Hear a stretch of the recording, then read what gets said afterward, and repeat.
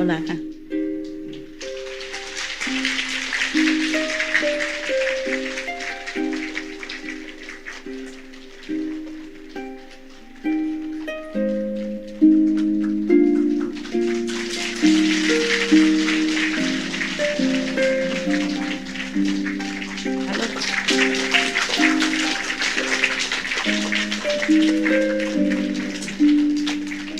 哎呦，啊，难得，从哪里来？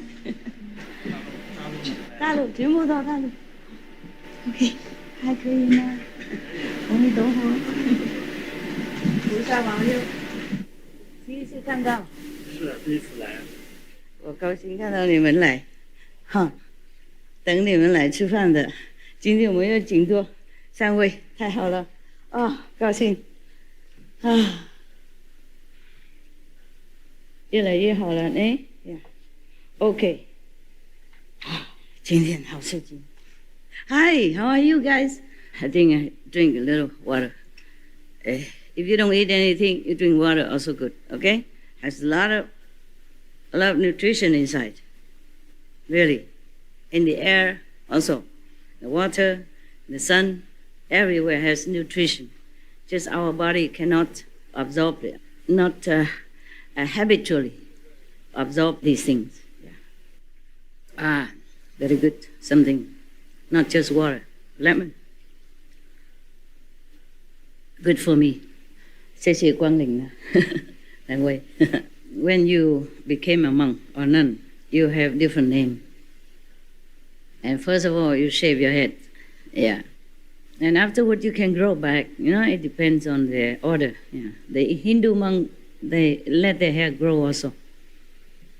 Because if they wander around, they don't have money to go to the barber shop, and they don't have equipment to shave their hair, so they let their hair grow. So if you see a monk with long hair, don't think he's not a monk, okay? Or a nun, yeah. Some monks and nuns in India, they don't wear any clothes. Really, zero. Don't think any negative thing about them, okay? Still need to take reverence, because these things they do, you cannot. You cannot, yeah? At least they're strong, okay, in their determination to find the truth. By doing that, whether or not they find the truth is another question. But still, their strong will, their determination, their thirst for the truth, make them forget everything, forsake everything. That's enough for you to revere them, okay? And to help them with whatever you can, okay? I always make offering to monks and nuns, whatever order, Catholic, Hindu, Tibetan, Buddhist, Jain, Muslim also, okay? If I know, I always make offering, yeah. Very respectfully, with love also, and wish them well. How's Mongolia? Good? Good, very good, Master. Yeah, wonderful. Every country good, yeah? Yes. USA, France, USA, Australia, somewhere? No? Oh, why you sit so far? Mexico? Yeah. Costa Rica? Yeah, Korea. Today I read you another story. I have a note. I will read it after or in between. Now, we know Lord Mahavira was the most ascetic monk that we have known up to now. Yeah? Maybe there are more, but the history did not write it down because maybe they don't have disciples to write it down, or maybe they don't ever recount their story to anyone else. Mostly the ascetic monks or nuns or practitioners, they just go into a jungle or somewhere very far away from any disturbance and interference of humans' energy and minds. They can disturb you, of course, They don't need magic power. If they're very strong-minded, they can send disturbance to you with or without their knowledge. Some people don't do things on purpose. It just happened that they're strong-willed and they have some trouble in their mind, and then you will also perceive it. That's why most of the monks and nuns in the old time, they go far away from the city. Yeah, maybe they live together, or maybe they live alone, but they don't chitty-chatty all day long. They live together because they have the same ideal, same direction, yes, of practice. They wanted to know the truth, yes, and they try it their way. And I told you many times, several times before, that if you follow the Buddha's teaching and you became a monk or nun or even lay person at home by yourself and you follow the precepts, then you will also be liberated. Even the Buddha is no longer in the world.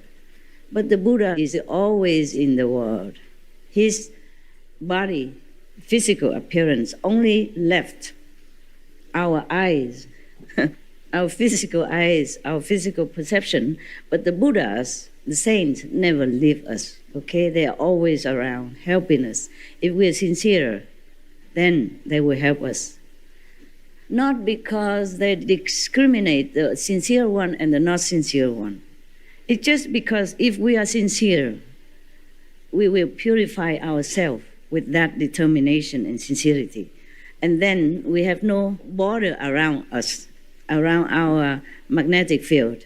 So the Buddha can easily bless us and help us to uplift the Buddhas or the saints. Don't think I'm preaching only Buddhism. The saints. Buddhas mean saints of the highest order. In these shadow worlds, they sacrifice everything for us. And they help us all the time, just that we don't know it.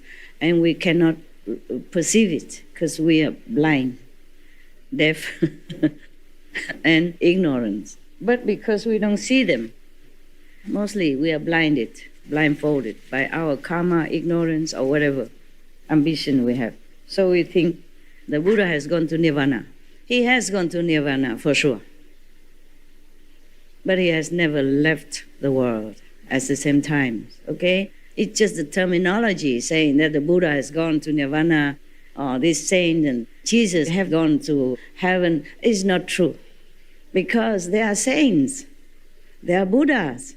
They always have compassion and mercy for all beings, the suffering in this world and any other worlds in the shadow universe. So they linger, they left some connection.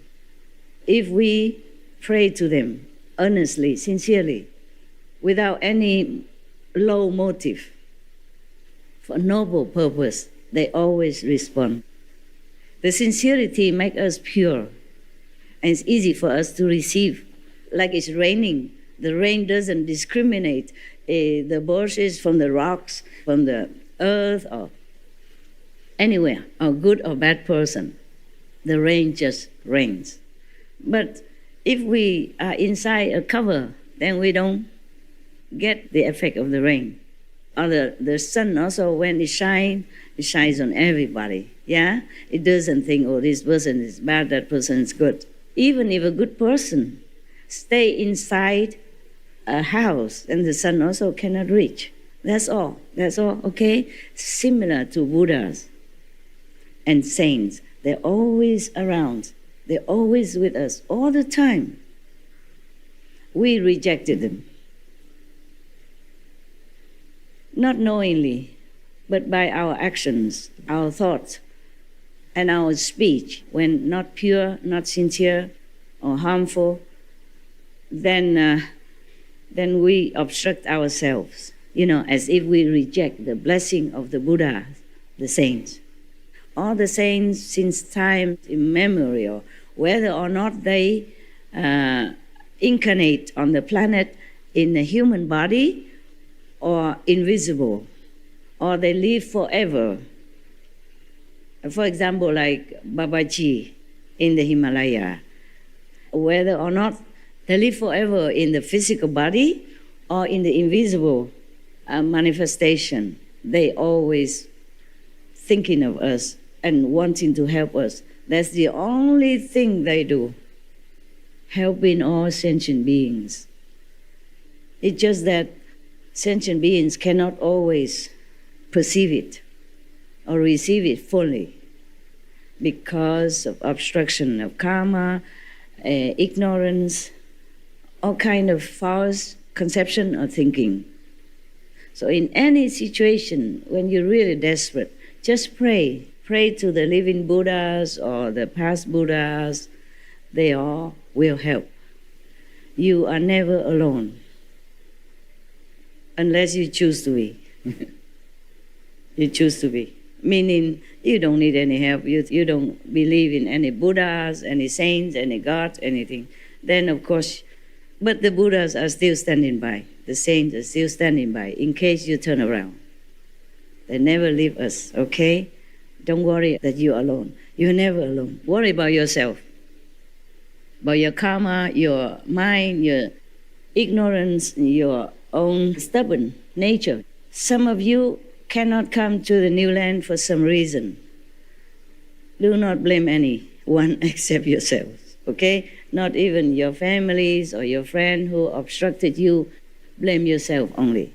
There are something within you that you have not discovered. You must take any opportunity to go deeper inside you. Because if things sometimes go easy, we think that we are okay, we're good. No, truly. Only the discerned eyes can see that we have problem. We ourselves sometimes cannot. Just like the jewelry, like diamond, only the expert eyes can see whether it's real or fake. It has a flaw or is it perfect. You know that. Nowadays they have magnifying glasses, which also helpful in some way. But it doesn't beat the expertise of the trained eyes. So Master, saints, Buddhas see all this, but they do not mind. They only feel sorry for us.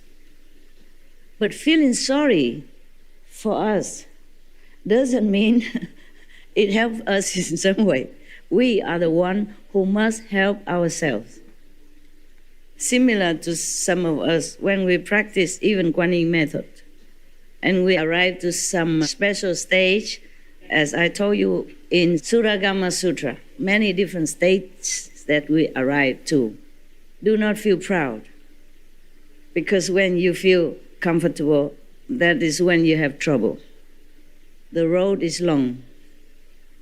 Always have to pray for the Master power to help you, okay? And all the Buddhas, the saints, to help you. Otherwise, you will fall. Kuan Yin method is the safest one. The Buddha said there are 84,000 methods of practicing. Why did the Buddha only recommend Kuan Yin method? The inside sound, the original sound and the original light. Why? Anybody knows? A friend? Pen? Souvenir? No? You pretend you don't know all the time. You always try to make me feel good, like I'm the only one who knows everything. I pretend I know something. I pray to the Buddha to enlighten me, to tell you. Many methods, very arduous, very difficult to practice. And one of the methods is very, very common to you, very well known to everyone, from animals to humans, but very dangerous to practice. That's the thing. That's one of the methods, one of the 84,000 methods, that very, very rare being taught and very difficult to practice until perfection. Which one? Anybody happen to know? It's very familiar to you. Daily you know it. Man, woman, teenager, they know already. They don't. Yeah, tell me. No, that is not difficult. I say it's very difficult, pleasant, but dangerous. Which one is that? I gave you so much hint, you don't know. Every day you know about it, except the monks and the nuns, of course. And they also know, they just don't practice. Yeah, I thought you knew. No.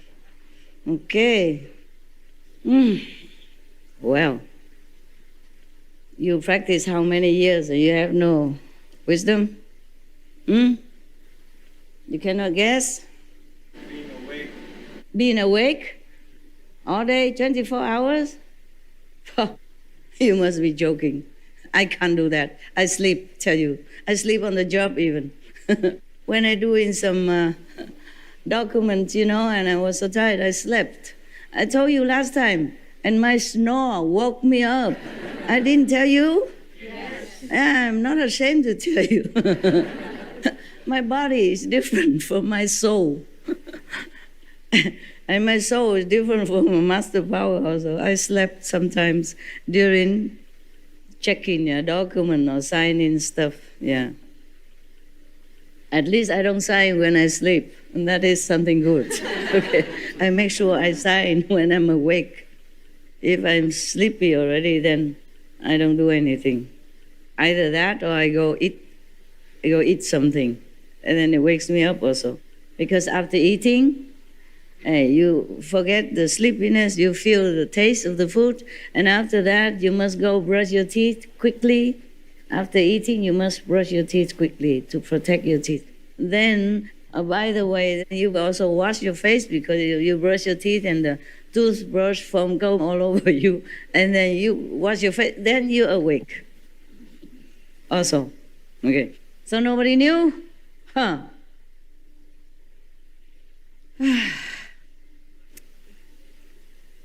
You make me come every Sunday and then you don't know anything. How nice. It's a little bit also shy for me, embarrassing for me to say it, but I have to tell you, okay? Maybe you can make use of it in your daily life, in your family life. You know what it is then, now? Sex. Good. Who's that? Who told me?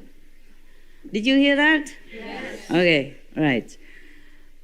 The physical intercourse between man and woman, that's one of the methods of practice. But don't try. Only those who have family already then try to limit it.